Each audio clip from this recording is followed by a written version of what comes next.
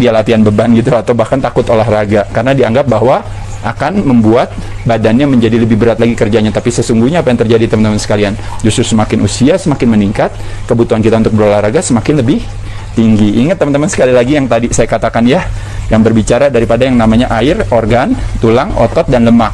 Semakin umur kita 30 tahun ke atas, biasanya ada kecenderungan otot kita turun kurang lebih sekitar 1%, gara-gara nggak dilatih.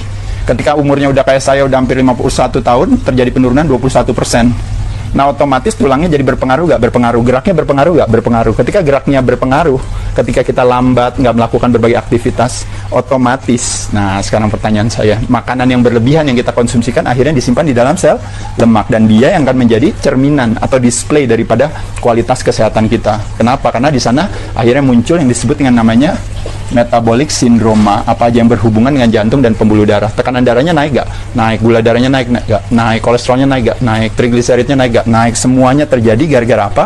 Gara-gara terjadi yang namanya sel yang tidak sensitif lagi terhadap insulin, gara-gara mulai dari makannya, dan kedua, ototnya nggak pernah dilatih, karena otot adalah sebenarnya tempat pembuangan gula terbesar di badan kita. Bahkan gara-gara rajin ototnya dilatih, semakin tua justru kita bisa mengaktifasi yang namanya insulin reseptor di badan kita, sehingga jadi gulanya bisa dipakai langsung oleh si ototnya tanpa harus memaksa tubuh untuk memproduksi insulin lebih banyak lagi.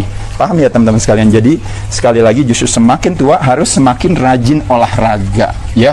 Ototnya semakin kencang, tulangnya semakin kuat. Tulangnya semakin kuat, aktivitasnya semakin tinggi ya.